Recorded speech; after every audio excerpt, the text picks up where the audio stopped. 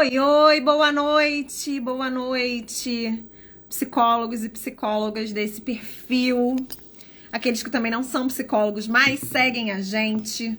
Vou me apresentando e apresentando o tema. Então, para quem por algum motivo não me conhece, eu sou Fabrícia Barros, Fabiana Brando já está entrando. Somos psicólogas especialistas em orientação parental e, essa live aqui é na verdade, a semana passada marcou o nosso retorno oficial, ao universo das lives. A gente estava muito tempo sem trazer conteúdo para vocês desta forma, no formato que a gente gosta, que é um formato de conversa. E a gente, desde a semana passada, então, voltou com força total. Estamos aí com lives semanais. A live de hoje é para dar conta aí de uma questão que vocês sempre trazem pra gente, que é a metodologia de vocês funciona pro trabalho com pais de adolescentes, E a resposta é sim, porque na verdade quando a gente discute e constrói uma metodologia para o trabalho com a clínica da parentalidade, a gente está pensando em todos os contextos, em que o exercício da parentalidade se dá, independente aí da idade desses filhos. A idade desses filhos vai contar pra gente pensar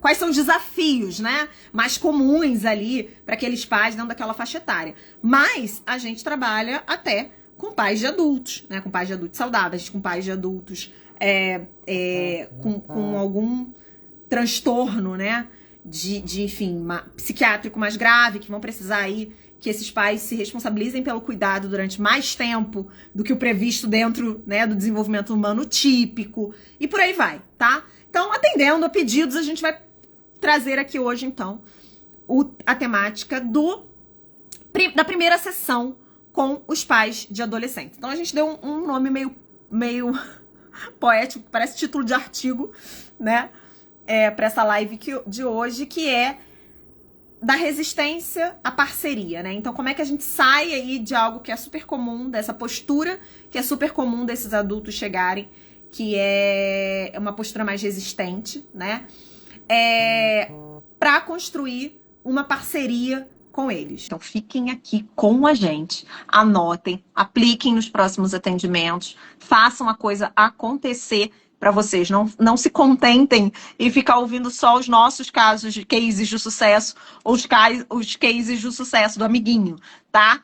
Façam acontecer a clínica de vocês. Bom, então isso é o terça-feira. Aqui temos uma aluna, neste momento, dizendo que terça-feira é dia de overdose das fafás, da Fabiana e da Fabrícia, porque a criatura acabou de sair de uma aula nossa, e ela já está aqui com a gente de novo, a prova viva de uma aluna, inclusive, extremamente dedicada, que entrou na última turma da formação, e que você sabe, Clarice, que eu já gostei de você de graça, e é um enorme prazer aqui ter você em tudo que a gente está fazendo, overdose da gente na terça-feira. Achei ótima essa expressão. Seja bem-vinda, Clarice, seja bem-vindo, pessoal.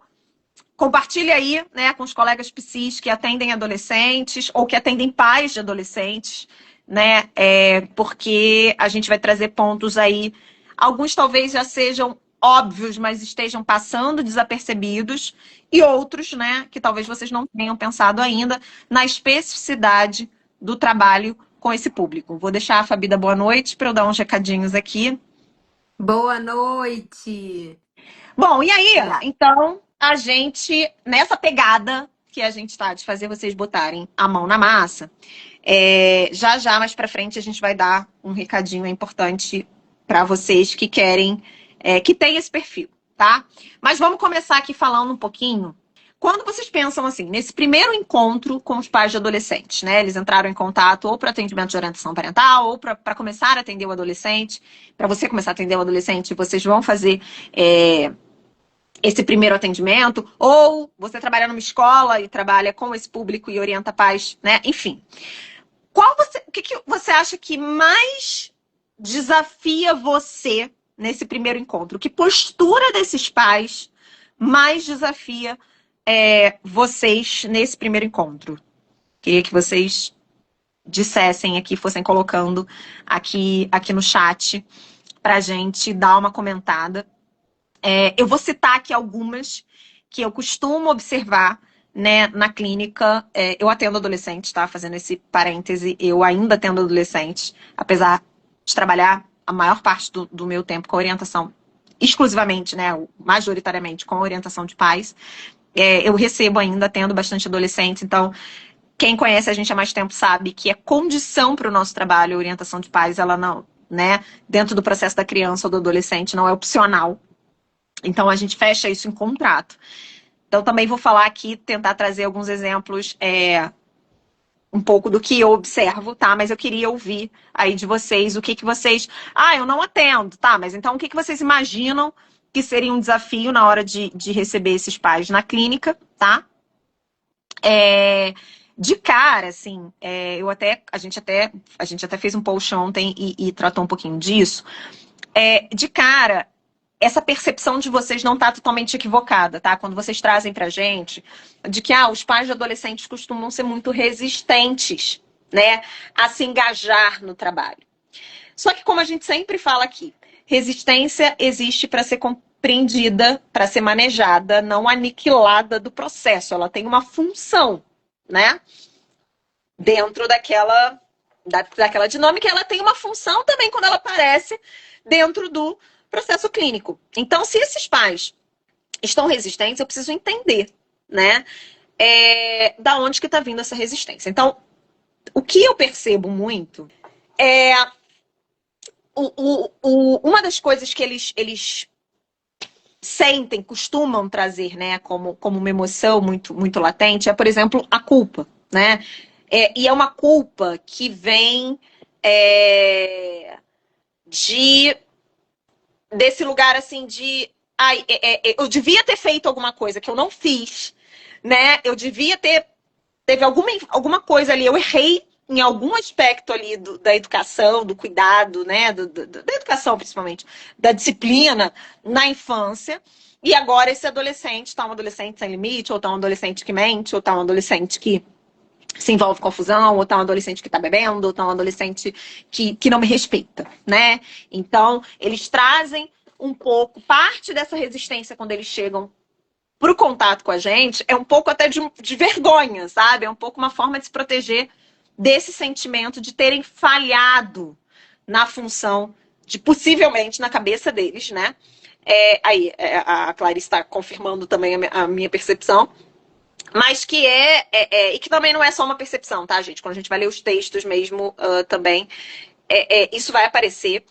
Um outro ponto é esse que a Clarice falou, o medo de, né, a insegurança ali de estar seguindo por um caminho que não era para seguir. Então, muitas vezes os pais começam a assim como o adolescente vai se desconectando da família, eu percebo muito que esses pais também vão se desconectando da própria daquilo que eles sabem fazer, né? Vão se desconectando do que eles acreditam, vão para ouvir outras vozes, né? Para ouvir outras vozes que estão dizendo que outros caminhos são mais viáveis, que precisa prender o adolescente, ou que precisa restringir isso, ou que precisa autorizar aquilo, ou que precisa tratar de tal questão, né, da sexualidade de uma determinada forma com o adolescente, e eles vão perdendo muito a espontaneidade na relação com esse filho, tá? E isso também traz um certo nível de resistência, porque a expectativa deles é que a gente vai pôr a culpa neles mesmo, né? Quando eles vêm para conversar com a gente. Então, eles vêm armados e parte dessa resistência que eles trazem tem a ver com o imaginário deles, né? Sobre sobre o que o psicólogo pensa, né, sobre eles. Fabi, você ia falar? Não, eu tenho a impressão que esses pais, eles não conseguiram adaptar a forma de cuidado, né? Assim, eles... É um novo momento da relação ali que precisa de um outro tipo de conexão, de um outro tipo de cuidado mesmo. E essa flexibilidade, assim, de achar esse outro lugar, acho que é o que os pais têm mais enfrentado A gente vê pais com muita dificuldade na educação infantil também, mas acho que chega, mas a criança, de alguma forma, ela exige a presença dos pais. Ela tem uma força ali a favor da relação. Já na adolescência, não, essa força ela está indo contra essa relação, né, de uma forma, apesar da necessidade do adolescente ser de afastamento, mas ao mesmo tempo da garantia do cuidado, né? Mas aparentemente existe uma força de afastamento, né? E aí eu acho que esses pais se encontram mais fragilizados. E é super interessante que eu fiz agora entrevista com psicólogos para minha pesquisa lá do mestrado e sobre ansiedade e parentalidade, né? E a gente procurou saber se a fase da primeira infância é uma fase que, né, que exige dos pais uma entrega emocional, se essa fase seria uma fase mais ansiogênica para os pais. E muitos psicólogos trouxeram que a primeira infância sim é uma fase muito ansiogênica, mas que isso volta, né? Que existe um período ali de estabilização a partir dos 7 anos e que isso volta, né? Essa ansiedade, esses medos, eles voltam a aparecer na fase da adolescência. Exatamente. Então, esses pais, eles estão muito fragilizados, porque diferente de quando eles trazem a criança pequena, que eles não sabem muito ali o que fazer, eles têm, por um lado, a garantia do amor dessa criança, a garantia dessa força que a criança faz de exigir do adulto, né? E no adolescente é o contrário, né? Então, acho que eles Exatamente. chegam resistentes pela própria estresse do momento ali do que eles vivenciam, né? Exatamente. E aí a Renata trouxe, né, um aspecto que é desafiador aqui para ela, a omissão da verdade, os pais mascararem a situação. Mas aí é onde a gente precisa, muitas vezes, a gente se incomoda com isso.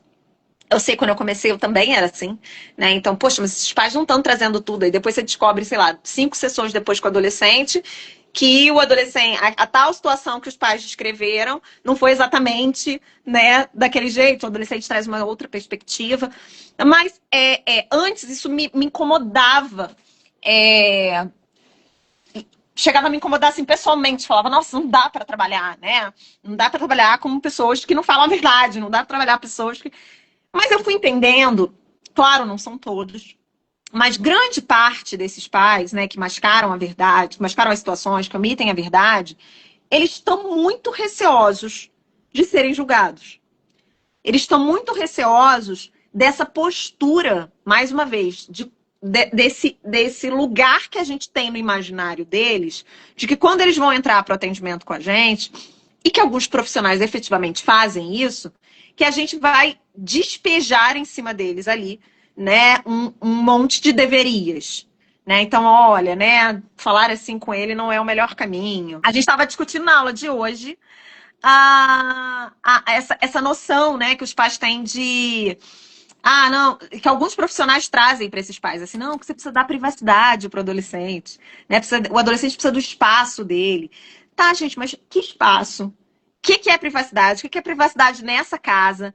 Né? Então, os pais começam além de ser uma fase muito desafiadora, como a Fabi estava falando, de transição, de realmente ser né, que é um monte de insegurança lá, né, da primeira infância, né, que semelhante ao que eles viveram lá na primeira infância retorna, tem tudo isso, assim. Então eles já chegam para o profissional de psicologia, começa achando que a gente vai chegar para eles e vai falar, vai despejar em cima deles um monte de coisa. Então muitas vezes eles omitem, sim, né, eles não vão falar a verdade, sim. Essa é uma resistência também muito clássica, né, desse grupo. Então a gente falou da culpa, né? Você falou dessa questão deles esconderem ali.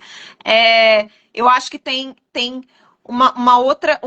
outro ponto que é muito desafiador, que é essa percepção deles de que eles estão perdendo o controle, né? Então esse controle que eles experimentavam ali maior, sobre aquele filho, sobre aquele comportamento, sobre os horários, né, sobre as rotinas. É algo que eles começam a perder, um outro desafio específico do trabalho com esse grupo, e a própria falta de adesão. Porque aí a gente tem um outro grupo de pais de adolescentes, que é o seguinte: eles têm uma expectativa, que eu também não sei de onde que vem, né, de que a criatura fez 11, 12, 15 anos, sei lá, e uma chavezinha vai ser virada e esse adolescente, ele vai virar autônomo, né? Vai começar a se virar sozinho, resolver sozinho, saber a diferença entre sabão em pó, quer dizer, entre sabão amaciante e Vanish, né? Coisas, tipo assim, coisas que ele nunca aprendeu antes, que, sei lá, automaticamente vão, habilidades, né, sociais, que não necessariamente elas vão, que não necessariamente não, que elas não vão, o adolescente não passa por um download de competências quando ele entra nessa nova fase, né? Ele precisa realmente ter aprendido a base ali na primeira infância, né? Ele precisa ter tido tempo de treinamento, né, nessas habilidades com essa família, ou com a escola, ou com a sociedade de uma forma geral. Então, existe também muita expectativa de que, sim, vou entregar o adolescente, a psicóloga vai fazer um trabalho com ele vai adquirir essas habilidades e essa autonomia que ele não tem ainda, que ele está mostrando que ele não tem, e eu, como pai e mãe, não tenho muito mais o que fazer além do que eu já fiz, né? O meu trabalho meio que já está feito. E aí tem a ver com essa percepção de muitos pais e até de profissionais. Então, gente, eu confesso que eu não gosto, tá? Eu não gosto mesmo. Eu sou uma pessoa que combato essa ideia de chamar a adolescência de aborrecência, porque eu acho que os adolescentes não gostam disso, tá? E eles são pessoas, então eu acho que eles não gostam dessa caracterização. E porque eu acho que ajuda a reforçar o estereótipo de que a adolescência é uma fase a ser superada. A ser, tipo assim, vamos nos livrar disso e pular esse trem, né? Para chegar, pular essa estação para chegar na vida adulta.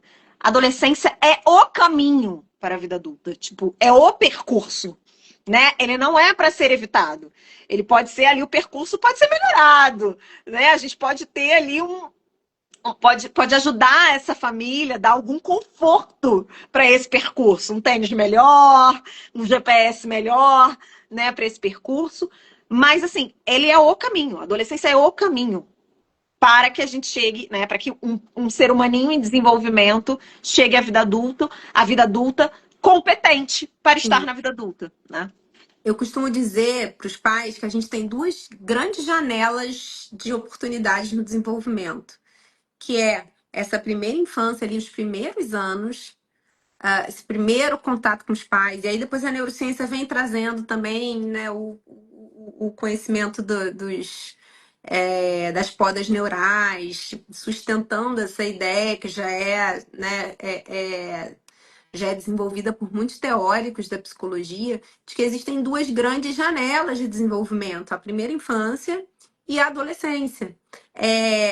São oportunidades de construção de identidade e personalidade. Então, muitas coisas às vezes mudam na adolescência, justamente porque a gente tem uma oportunidade, uma janela, e que pode ser muito bem aproveitada e pode ser mal aproveitada, né? Então, muitos adolescentes, diante de um contexto desfavorável, tomam, né, decisões erradas, acabam ah, ah, ah, tomando não só decisões do tipo vou beber e dirigir, não é só isso, mas decisões de um contexto, de um ambiente desfavorável e que isso vai ter repercussão para o resto da vida.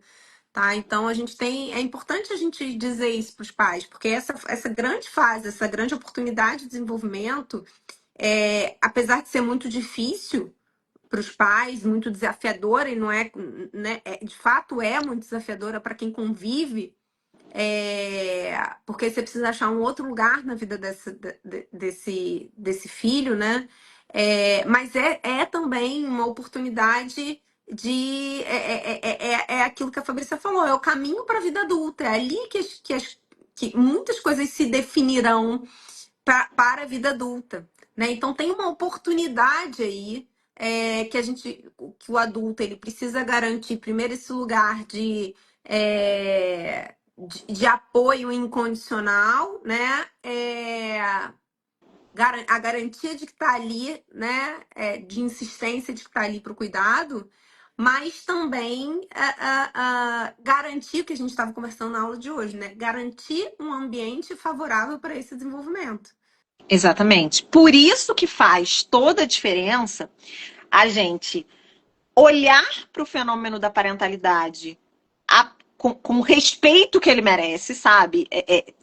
Dando a ele a complexidade que ele merece, porque eu costumo dizer o seguinte: se, né, para os psicólogos, se você entende, se atender pais de adolescentes é desafiador para você, eu quero te dizer só uma coisa: que bom.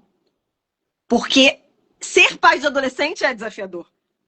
Então, aquela dupla ali, ou aquela, né, pai ou aquela mãe, eles vão aparecer desafiadores para você, porque a experiência subjetiva que eles estão vivendo, ela de fato é desafiadora. Ela de fato traz muitas lacunas, ela traz essa sensação de incompetência, do tipo, eu dominava a cena. Então, eu até trouxe um caso aqui fictício, mas que poderia ser muito da vida real, né? Então, de pais que chegam tensos, né, relatando que o filho de 15 anos, por exemplo, não obedece mais.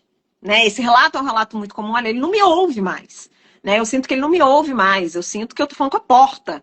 E aí eu me sinto desrespeitado. E aí eu tô perdendo minha autoridade. Eu tô perdendo meu filho. Eu tô perdendo o vínculo. Né? São relatos muito comuns. E, gente, é uma dor real. Sabe? Não é um mimimi. Vamos partir desse pressuposto juntos, de que não é um mimimi de transferência de responsabilidade para o profissional de psicologia, tá?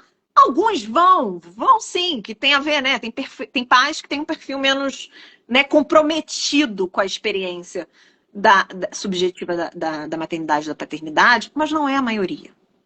E é isso que eu quero, que a gente quer, assim, bater muito nessa tecla. Que sim, atender pais de adolescentes é algo desafiador, porque a experiência de ser pai e mãe de adolescente é algo extremamente desafiador. Eu, como uma mãe de uma pré-adolescente, eu estou me vendo numa posição de pensar e tomar determinadas decisões que eu não era colocada até 2 anos atrás. Riscos que eu achava que ela não corria 2 anos atrás e que agora eu tenho que pensar. Avaliar se ela é madura, se ela já desenvolveu algum nível de maturidade para lidar com algumas situações que agora estão chegando para ela, né? Decisões que estão chegando para ela e que ela, quando tinha 4, 5 anos, nem ela era colocada nessas situações, nem eu.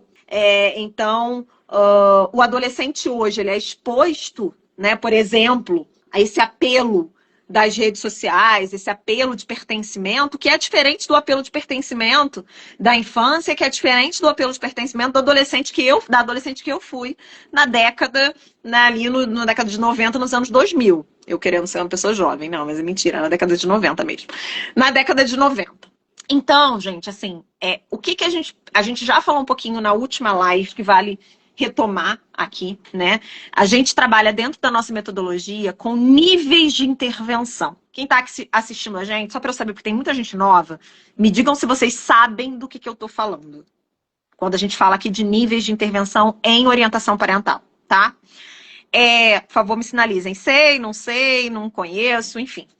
A gente, dentro da nossa metodologia, a gente trabalha com níveis de intervenção. A gente não é da nossa cabeça que a gente tira a ordem exatamente como é que a gente vai trabalhar, não é? É muito a partir da demanda desses pais, do quanto eles já têm mais ou menos habilidades e recursos. Mas o primeiro nível de intervenção, e que a gente considera um nível de intervenção técnica, é o acolhimento. Então, uma primeira habilidade que você precisa desenvolver, eu vou citar aqui os 5 níveis, a gente tem post sobre esses níveis, enfim, a gente vai falar, tá sempre falando deles, tá? Mas o primeiro deles é o acolhimento como uma postura intencional. E que no caso dos pais de adolescentes, é uma postura, sei lá, ela é uma postura, na verdade o acolhimento ele é um nível imprescindível para qualquer atendimento, né? Mas especialmente também para os pais de adolescentes, e talvez isso seja uma coisa que esteja te faltando, né? Que é olhar para essa queixa, escutar essa queixa, escutar essa demanda de fato, empatizando com as preocupações que eles trazem, né? De fato, validando, né, o sofrimento deles nessa experiência. E a gente não consegue fazer isso. Por que a gente tá nesse blá blá blá até agora? Porque a gente não consegue fazer isso. Ou seja, a gente não consegue intervir desta forma, acolher de uma forma interventiva, se a gente ainda acha que eles estão ali fazendo a gente perder nosso tempo, né? Se a gente ainda acha que eles estão ali querendo transferir a responsabilidade do cuidado pra gente. Se a gente ainda acha que eles estão jogando os filhos ali pra gente consertar. Gente, eles são desafiadores, porque a experiência é desafiadora. E a gente vai precisar reconhecer que essa experiência é desafiadora pra gente conseguir acolher esses pais, né? E a gente vai acolhendo à medida... A gente não precisa acolher botando no colo e abraçando, não, tá? A gente vai acolhendo, inclusive, com as perguntas que a gente faz. Então, por exemplo, quando eu digo assim para esses pais, eles vêm me descrevendo qualquer situação. Por exemplo, essa do meu filho não me obedece. Meu filho não me ouve. Nossa, eu percebo o quanto isso mexe com vocês, o quanto isso está preocupando vocês. Na verdade, eu falei isso, né, recentemente no atendimento com uma mãe que teve um desentendimento, um conflito grande com o filho.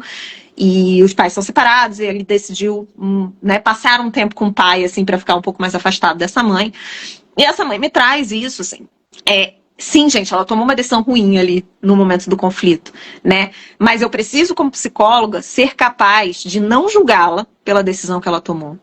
Entender que foi a decisão possível e validar a emoção. Eu não tô validando o que ela fez ou deixou de fazer com o filho. Eu tô validando a emoção, que é: estou com muito medo de perder o meu filho. Não sei se o que a gente construiu até aqui é suficiente para resistir a esse momento do conflito. Então, quando eu pergunto para ela, por exemplo, tá, mas né, tô percebendo quanto que isso é doloroso para você, mas o que você tentou para se reaproximar do seu filho? As perguntas, elas também vão, assim, esse interesse genuíno por entender, por compreender o sofrimento dos pais, ele tem um potencial de intervenção. É isso que a gente precisa que vocês entendam. Isso é muito importante. A Geisa é professora. Todos nós precisamos, Geisa, porque é isso. A adolescência, ela é um fenômeno que não é atemporal.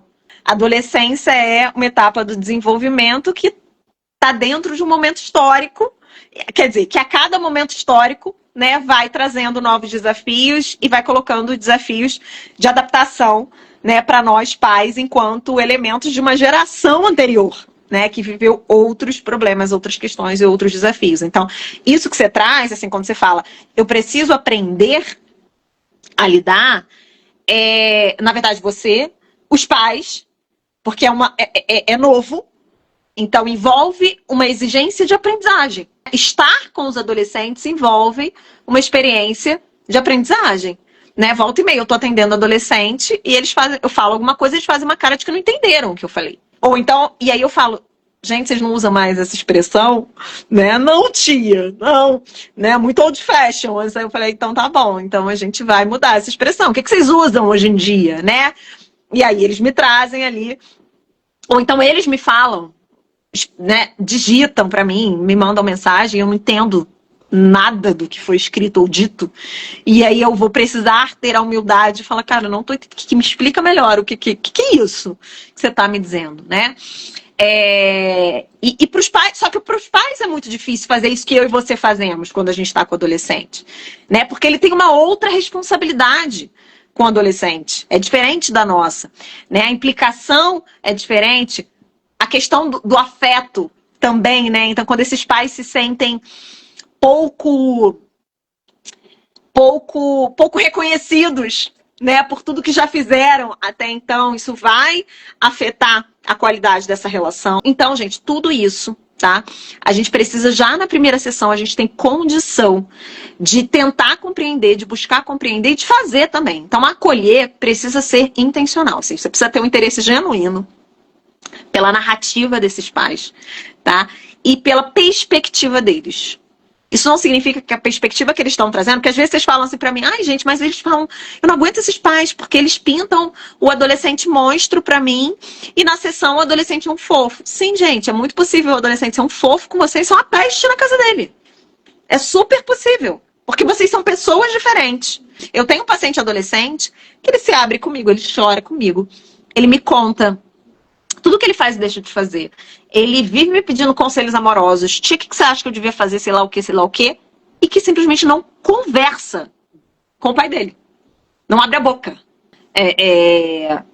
pra falar com o pai dele. Então, ele de fato, e eu não duvido que ele seja de fato, né? Assim, que comigo ele assuma uma postura, porque talvez, sei lá, me ache mais divertida, mais engraçada, uma adulta que não é uma ameaça pra ele, e que com esse pai ele simplesmente não se abre. Então, isso é possível acontecer, tá, gente? Que as percepções sejam diferentes. Então, a gente precisa acolher a percepção desses pais. Então, tentem trocar esse tom meio acusatório. Ah, mas por que que... Não, mas por que que você acha que ele age dessa forma? Por que que vocês tomaram a decisão de... O que acontece? E a gente pode trazer esse acolhimento mais intencionalmente na nossa linguagem também, como psicoterapeutas, né? Então, tá, mas o que acontece? Então, quando você fala que ele não vai mais usar o celular, o que acontece?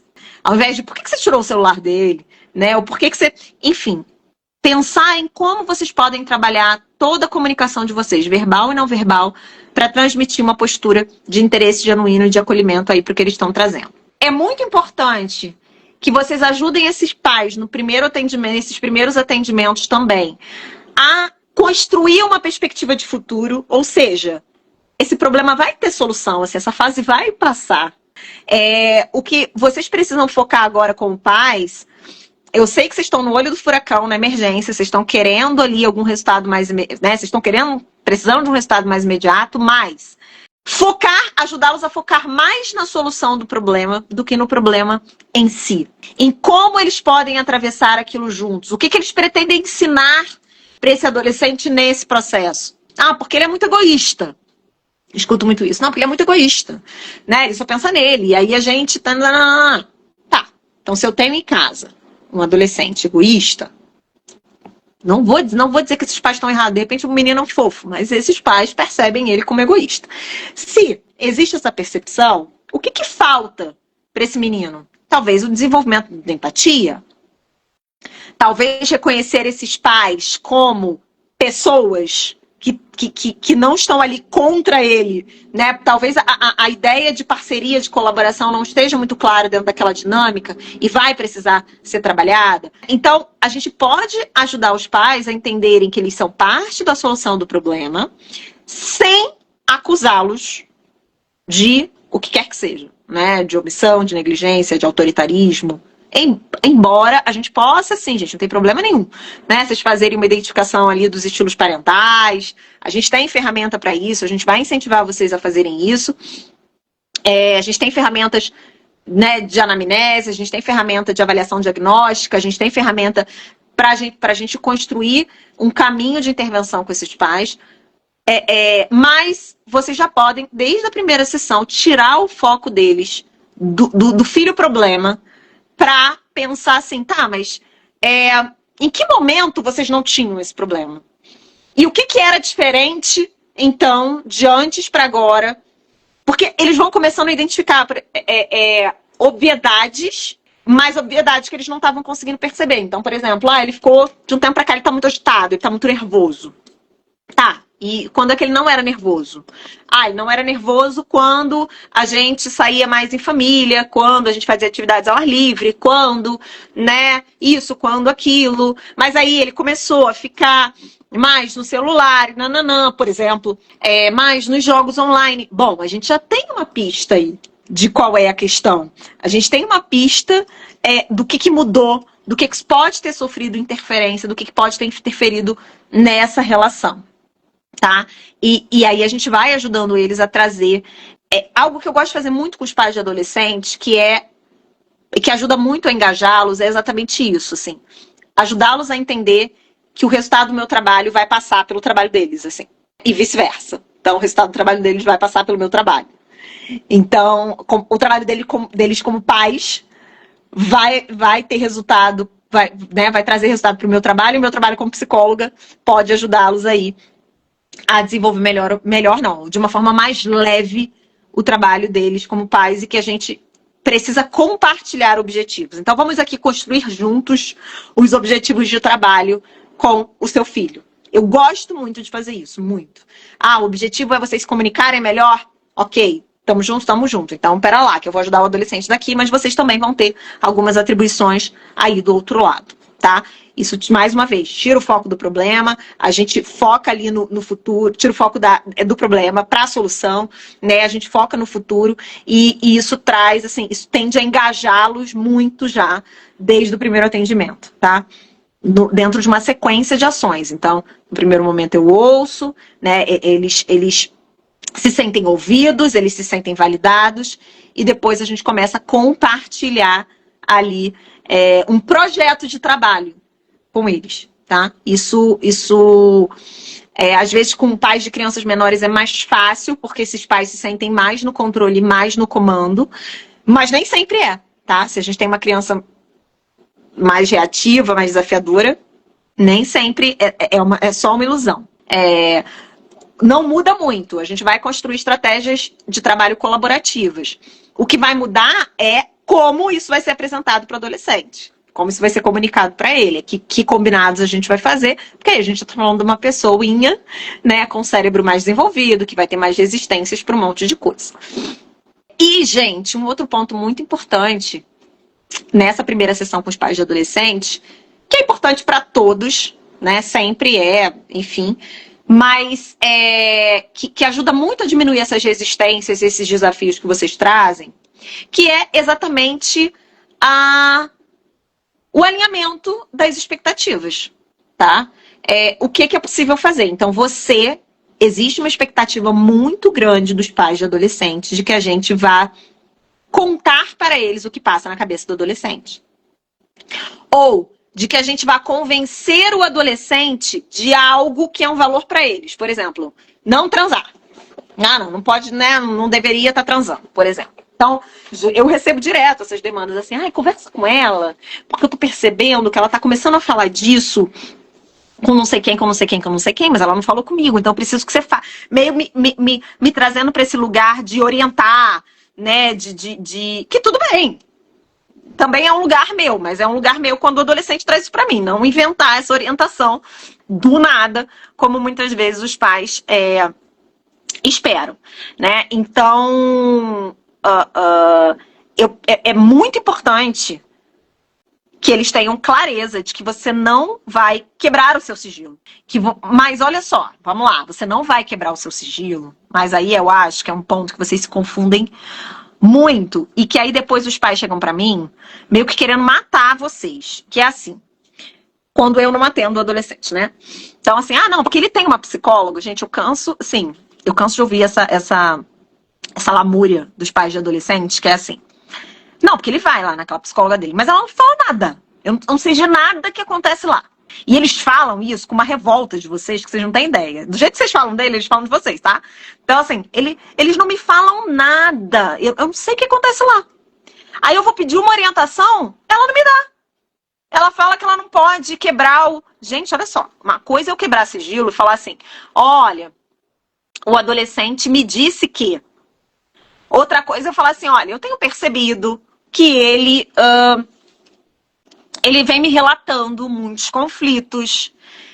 Ou eu chamar esses pais para falar assim, olha, eu percebo que ele tem um modo de funcionamento que é XYZ. Portanto, ele tende a reagir às situações, né? Ele é mais rígido, ou ele é menos flexível, né? Então, talvez uma abordagem que funcione melhor para vocês acessarem esse adolescente seja essa e não essa. Talvez a comunicação possa seguir mais por esse caminho do que por outro. Gente, não nos custa ajudar esses pais a traduzir a mensagem por trás do comportamento dos filhos, em qualquer faixa etária, tá? A gente não tá quebrando sigilo quando a gente faz isso. A gente tá facilitando que os vínculos sejam reparados. Porque algo que me entristece horrores quando eu vejo acontecer é exatamente o profissional de psicologia assumir esse lugar de se posicionar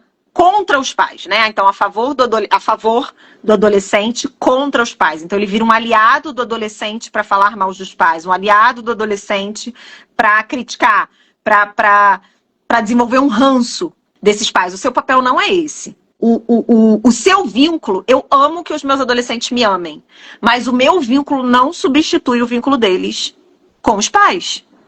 Eu não quero ser a primeira pessoa que eles vão procurar quando eles estiverem num perrengue. E eu falo isso para os pais, tá? Eu falo com essas palavras. Eu falo, se seu filho fizer, dependendo do pai ou da mãe, eu uso a expressão mais chula ou não, né, gente? Se eu tiver mais intimidade, eu uso. Mas, enfim, se seu filho fizer M, eu não quero ser a primeira pessoa para quem ele vai ligar. Eu juro que eu não quero. Muitas vezes eu me torno essa pessoa. Mas eu entendo que esse lugar precisa ser um lugar temporário. Se eu puder trabalhar para reparar esses vínculos, para cuidar desses vínculos, porque o melhor, eu não abro mão disso, a gente não abre mão dessa ideia de que o melhor para um ser humano em desenvolvimento, né? Se esses adultos, obviamente, não representam risco, né? Tô tirando todas as exceções. O melhor para um ser humano em desenvolvimento é poder contar com seus cuidadores, com as suas figuras de apego primárias. Isso é o melhor dos mundos, é o ideal. Para muitas crianças isso não é possível, para muitos adolescentes isso não é possível. Ok, vamos trabalhar. Mas vamos trabalhar na pós-venção. Mas quando for possível, vamos facilitar que esses vínculos sejam retomados. Então, você ficar aí nesse lugar que é um lugar, às vezes, até que a gente experimenta um certo prazer, é claro, assim, eu confesso pra vocês, quando os adolescentes me mandam uma mensagem assim, tia, você não sabe, sei lá, né, fiquei com aquele menino que eu queria. Claro que é legal, pra mim, é gostoso poder participar, poder sentir que eles confiam em mim nesse nível. Mas, quando vocês ocupam esse lugar sem crítica, sem se perguntar por que ela mandou mensagem pra você e não pra mãe dela, e não pro pai dela, e não pra irmã dela, e não pra quem quer que seja, né? Que faça parte da rede mais próxima dela, a gente precisa olhar para isso com crítica. Você está para reparar esses vínculos, para cuidar desses vínculos, e não para se posicionar a favor, para proteger o adolescente, sabe assim? Deixa eu proteger o adolescente dos pais que ele tem. Não é por aí, tá? Eu não acredito que o trabalho seja assim. Na verdade, a literatura não apoia um trabalho assim. Porque você não vai estar 100% disponível para proteger esse adolescente. Você não vai estar a maior parte do tempo com ele, né, do jeito que ele realmente precisa. Você e eu, por mais que a gente não queira aceitar isso, nós somos figuras temporárias na vida deles. É um facilitador temporário, né? E assim, Exato. a gente precisa porque eu vejo até assim, às vezes, o psicólogo com certo prazer, do tipo, aqui ele super se abre. Sabe aquela mãe que leva a criança na escola e a professora fala assim, nossa, aqui ele se comporta super bem. Não come em casa, aqui ele come tudo. Sabe? A gente tomar esse cuidado, porque isso fere essa segurança dos pais também, né? E a gente precisa perguntar para que a gente está falando isso. Exatamente. Então, muitas vezes a gente tem alguns psicólogos que, por dificuldade, por não saber exatamente o que fazer, acaba se colocando nesse lugar de eu não converso muito com os pais porque o adolescente precisa do espaço dele, né? De fato, o adolescente precisa de um espaço sem a intervenção desses pais. E você garante isso no atendimento com eles. Mas quando você mostra para aquele adolescente que você está de fato do lado dele, você ganha confiança, esse adolescente passa a se sentir seguro, inclusive para que você chame os pais. Né? Você pode, inclusive, negociar com ele o que pode ser falado para os pais, o que não pode ser falado com os pais. Exatamente. Entende? Assim, então, o sigilo ele pode ser cuidado, mas nessa relação com o adolescente. Não, olha só, você pode falar isso, mas você não pode falar aquilo. Tá bom, então vou partir vou partir disso aqui. Isso aqui é o que eu posso, até aqui onde eu posso ir. Olha, fulaninho, eu acho que isso aqui eu vou precisar conversar com seus pais, porque eu entendo que você tá numa situação de vulnerabilidade e é meu papel conversar com seus pais em relação a isso. Você confia em mim? Confio. Então tá. Então a gente vai Exato. conversar sobre isso. Entende? Então, assim, quando a gente sabe, quando a gente domina, a gente vai saber manejar essa questão do sigilo, porque o adolescente vai confiar no teu trabalho o suficiente para que você traga esses pais e nesse intuito de reconstrução de vínculo. Porque se entender como temporário, como um facilitador temporário, é fundamental. Buscar a autonomia desses pais na relação com os filhos é fundamental. Da onde a gente precisa partir. Exatamente, exatamente. Então, eu percebo muito isso, porque o psicólogo do adolescente, ele costuma desenvolver uma relação muito intensa de afeto, de confiança, mas a confiança que eu busco é óbvio, né, que o adolescente confia em mim para se abrir, mas essa confiança de que as escolhas que eu vou fazer ali são escolhas que podem melhorar a vida dele. Mesmo quando essas escolhas incluírem trazer os pais para uma sessão, questionar os pais, enfim, né? Quer dizer, questioná-lo. Então, trazer os pais na sessão dele no sentido de, não, peraí, então tá. Então, vamos pensar um pouquinho como é que os seus pais se sentiram, enfim, e poder trazer esses vínculos para o trabalho de uma forma clara, assim, para todos os envolvidos, né? E aí, assim, gente, a gente já tá caminhando pro final, eu quero trazer mais alguns pontos para vocês, mas isso que a gente vem conversando até agora, assim, é a porta de entrada.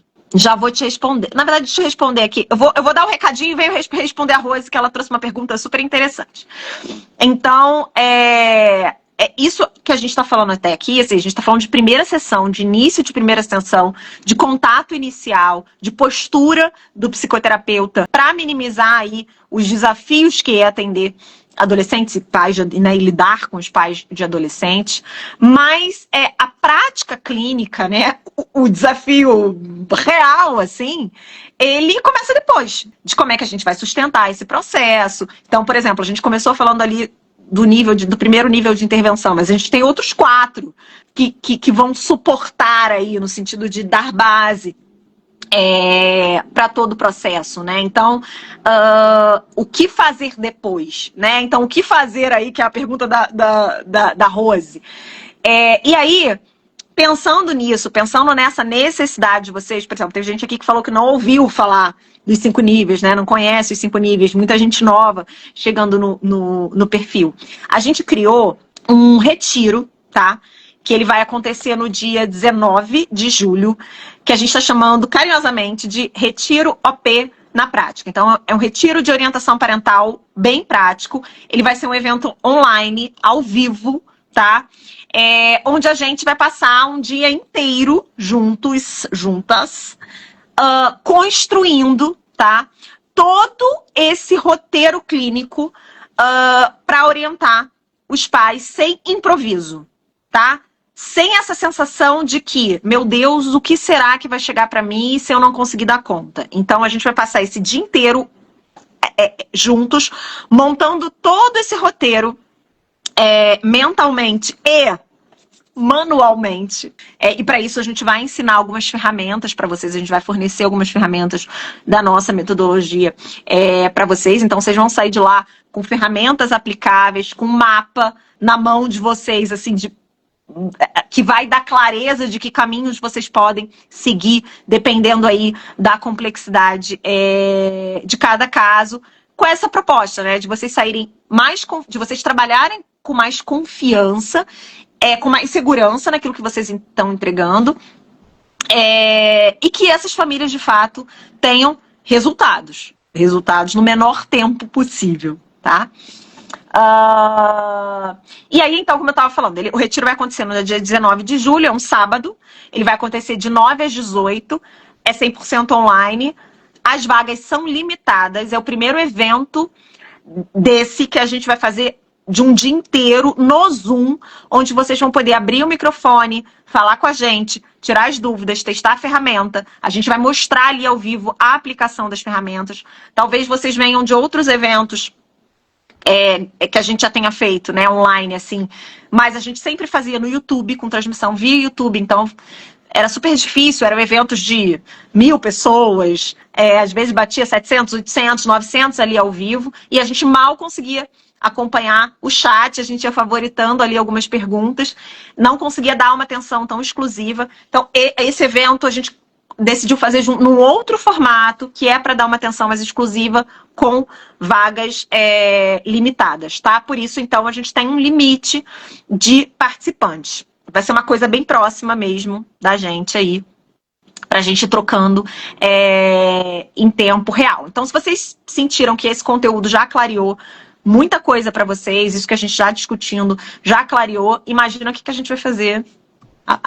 A bagunça boa que a gente vai fazer aí no cérebro de vocês, porque a gente bagunça depois organiza, tá?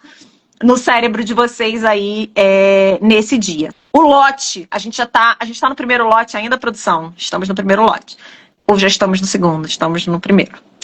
E o lote, ele vai virar na sexta-feira, tá? E aí o valor do ingresso vai aumentar. A gente tem 2 tipos de ingresso. O ingresso padrão, que vocês vão estar ali com a gente na aula, vão receber, né, as ferramentas todas que a gente vai ensinar, vão poder tirar dúvida, tudo bonitinho.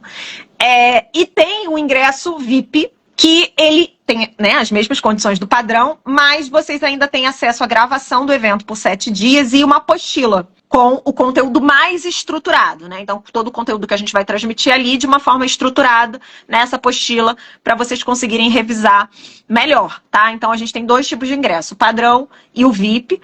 Vocês vão ver que vocês vão receber o link, vai mostrar para vocês esses 2 ingressos e essa é a principal diferença. Qualquer dúvida, chama a gente depois da live, vocês irem lá no link da bio e acessar, tá? Que vai estar lá também, mas é um convite para que a gente siga além disso aqui, que a gente já está fazendo toda semana, além dos conteúdos, é realmente bem bom na massa, é uma possibilidade de um treinamento direto com a gente, assim, né?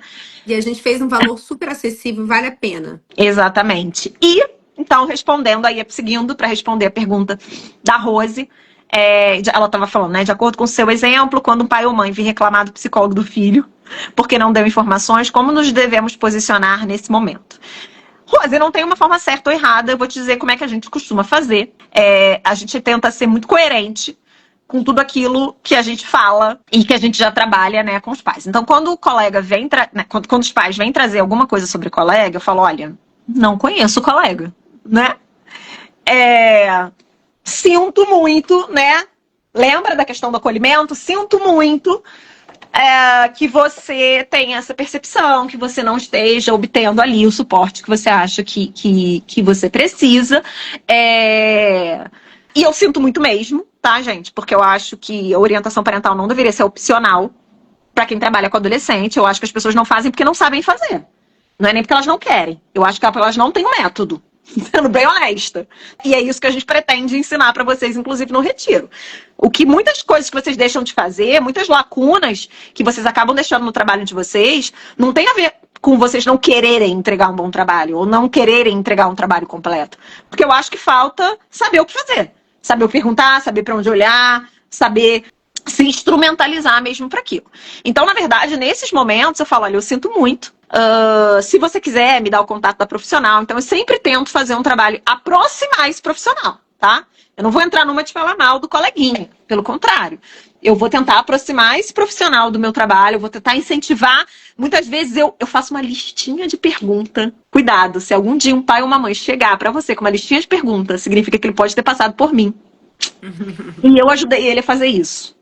Porque às vezes eu ajudo o pai e a mãe a fazer uma listinha. Então vamos lá. O que você gostaria de perguntar pro psicólogo do seu filho que você acha que ele nunca te falou? Porque você pode perguntar.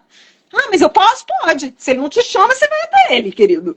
E aí, às vezes eu monto uma listinha com eles de perguntas. Eu vou marcar e eu vou perguntar essas coisas. E eles vão. E às vezes, a partir daí, começa efetivamente um relacionamento de maior confiança e um engajamento maior desses pais, tá? Não tem um certo e errado, mas eu tento sempre salvar essas relações. Inclusive a relação dos pais com os psicólogos dos filhos, tá? Vocês deveriam fazer presencial. Eliana Sobral, Não vou falar nada agora, porque não estou autorizado a fazer isso, tá? Mas haverá sinais de um encontro presencial. Mas realmente, nesse momento, aí, por esse valor que a gente está cobrando, do retiro a gente não consegue fazer presencial, que vocês vão ver que é um valor bem simbólico, é para garantir a vaga, né? É um investimento para que vocês se comprometam a estar presentes ali e valorizem estar ali. Realmente, porque a gente vai dar uma atenção muito mais qualificada do que a gente consegue dar aqui pelo Instagram, quando a gente faz os eventos no YouTube. A Raquel está perguntando se serve para orientação educacional. Se você é uma psicóloga que trabalha no contexto escolar, o retiro também serve para você. Por quê? Toda metodologia de trabalho, de conversa, de cuidado com os pais, né, de como abordar os pais em determinados desafios e questões, ela não depende tanto do contexto. Claro que no contexto clínico a gente vai poder aprofundar determinadas questões, mas a gente tem muitos alunos que trabalham em escola, tá? E que super utilizam aí as ferramentas e os próprios níveis de intervenção, com adaptações, obviamente, mas que usam as ferramentas e a metodologia para o trabalho na escola também. E aí, uma última coisa... Deixa eu ver se tem mais perguntas, senão eu vou seguir aqui. Não é obrigatório o contato da orientadora parental com o psicólogo do filho. Não é obrigatório. Mas a Fabiana e a gente tem muito essa perspectiva de trabalho em rede, tá? Então, a gente entende que um atendimento integral, né, às pessoas, um atendimento integral em saúde, na verdade, um atendimento integral em saúde, passa por um olhar multiprofissional. A gente não consegue pensar, eu não consigo tratar obesidades ignorando todos os aspectos de saúde mental, de endócrinos, metabólicos, né, de nutricionais, sabe? Então, qualquer atendimento integral em saúde, eu acho que requer essa postura, mas não é obrigada. Poucas coisas são obrigatórias, né? Quando a gente tá falando. Aí o povo já tá querendo dizer se vai ser em São Paulo, se vai ser no Rio, se vai ser em Niterói. Tô morrendo de rir com vocês aqui. Mas deixa eu terminar essa live, gente, ó, que já passamos 10 minutos aqui. Tem criança enlouquecida, gente que não jantou. O que eu queria trazer alguns exemplos para vocês. Eu falei um pouquinho antes de perguntas, né? De como que a gente pode promover esse engajamento dos pais, diminuir essas resistências, sem necessariamente a gente ficar dando sermão ali, sabe? Do tipo, não, mas olha, eu preciso da sua colaboração para conseguir ter resultados com seu filho. Não, né? A gente pode ir trazendo perguntas reflexivas para manter esses pais ativos e engajados no atendimento. Vou dar aqui só três exemplozinhos para vocês antes da gente encerrar a live, né? Por exemplo, quando eles trazem assim, eu sinto que eu tô perdendo a minha autoridade com meu filho. Tá, mas o que... E aí vocês acham que vocês entenderam essa frase? Não, gente, vocês não entenderam essa frase. Vocês precisam perguntar, o que significa para você ter autoridade sobre o seu filho hoje? O que significa isso para você? Para você entender qual é a lógica que vigora naquela dinâmica. Se é uma lógica de obediência cega e restrita, não existe margem para o diálogo, não existe margem para opinião, não existe margem para a expressão do pensamento. Ou se ali ele está falando por autoridade, ele está querendo dizer reconhecimento. Ele está querendo se sentir visto como pai ou mãe naquela relação, se sentir importante. Sabe? A gente tem perguntas que ampliam muito a queixa. Porque quando você fala assim, os pais trazem, eu sinto que eu tô perdendo a minha autoridade sobre ele. Aí, sei lá, vocês criam uma ideia na cabeça de que vocês entenderam o que é autoridade que ele tá falando. E aí tem muitos de vocês que começam a viajar, né? Não, então provavelmente é uma mãe e um pai autoritário, né? Agora eu entendo porque que esse adolescente é um adolescente rebelde. Porque com pais que querem manter a autoridade a qualquer custo, mas eles não te disseram isso. E eles não te disseram porque você não perguntou. Tá? Um outro exemplo, por exemplo, que a gente gosta também bastante para resgatar, para trabalhar um pouco a percepção de autoeficácia desses pais no exercício da função parental, né? Então, por exemplo, olha, que habilidade sua, que habilidade vocês sentem que vocês têm, que não se perdeu? Né? O que na relação de vocês acham, tá bom, vocês estão catastrofizando aí, né, tudo, falando que tava droga, mas o que ainda tem Do que vocês ainda riem juntos? Né? Que momento... Tá, ele só fica no quarto, mas em que momentos ele sai do quarto? Pra ficar com vocês? Em que momento vocês conseguem a atenção dele? Sabe? Pra gente mostrar pra esses pais que eles não estão... Essa ideia, né? Essa fantasia de que eles estão saindo do zero, de que tá tudo perdido, sabe? Essa coisa meio generalista que vem quando que é um discurso... Fabi me conhece, sabe que eu sou extremamente dramática, né? Qualquer coisa eu digo pra Fabi que eu vou morrer, amiga, eu vou morrer. Aí eu quero... Sério, ela sabe disso, né? Gente, quando eu estou em sofrimento, eu começo a generalizar. Então, assim, tipo, todo mundo ou ninguém, sabe? Assim, todo mundo me ama ou ninguém se importa, ou... A gente tende a esses extremos, né? E dependendo da personalidade da criatura, isso pode piorar. Então, Fabiana que lute, porque ela pode querer fazer sociedade comigo. E a Ju também. Gente, ela quase faz testamento. Eu faço quase testamento. A última vez eu quase fui pro cartório fazer testamento. Pra Fabiana, incluir a Fabiana, a Juliana na divisão aqui, né? Porque tem o dinheiro da empresa que tem que dividir com elas. Aí, não posso deixar elas na mão, né? Então, eu já estava quase indo pro cartório do último diagnóstico que eu tive, eu estava quase indo pro cartório. Eu sou dessas. E os pais também, e as mães também, quando estão em sofrimento. Então, eles vão trazer essa perspectiva sempre muito mais catastrófica, né, da situação, do que a situação muitas vezes realmente é. E aí a gente vai ajudando a trazê-los para a realidade sem dar esporro neles, gente. Sem deverias, sabe? A gente pode trazer, tá, mas e aí? É tudo ruim mesmo? Vamos entender que isso é tudo ruim mesmo, tá? Então a gente gosta muito de usar o que a gente chama de perguntas reflexivas, né? Que tem um potencial muito grande de intervenção. A gente vai trabalhar essas perguntas de uma forma muito mais cuidadosa dentro do retiro. Então espero que a gente tenha conseguido ajudar vocês aí a destravar. A gente pretende destravar aí essa angústia de trabalhar com os pais de adolescentes, de trabalhar com os próprios adolescentes. Para quem já atende adolescente, marca uma próxima sessão com esses pais. Traz algumas dessas perguntas que talvez vocês nunca tenham feito para eles, que podem ajudar vocês. A gente vai trabalhar isso melhor também, os níveis de intervenção, tudo isso, as ferramentas no retiro. Então, quem quiser participar desse retiro com a gente, mão na massa, vida real, clínica real, né, blá, blá, blá, não. É só correr lá no link da bio. A gente tem 2 tipos de ingresso. O ingresso padrão, que dá acesso ali ao evento, e o VIP, que além do acesso ao evento, as ferramentas, vocês têm acesso a 7 dias, a gravação por 7 dias do evento, mais uma apostila com conteúdo do evento de uma forma mais estruturada, tá? Qualquer dúvida, chama a gente. E eu espero ver vocês no retiro, onde a gente vai poder conversar muito mais, interagir muito mais. Semana que vem a gente tem a nossa... mais uma live também, na terça-feira, às 20 horas. E aí vai ser uma super live de aquecimento, porque o retiro já vai acontecer no dia 19, tá? Fabi, obrigada. Fabi tá, sei lá, pela 3ª vez do dia comigo hoje, online. Mas seguimos juntas, amiga. E seguimos juntas aqui com vocês também, pra gente construir uma clínica da parentalidade que efetivamente fundamentada na psicologia e que de fato transforme aí a vida, traga mais qualidade de vida para as pessoas. Certo?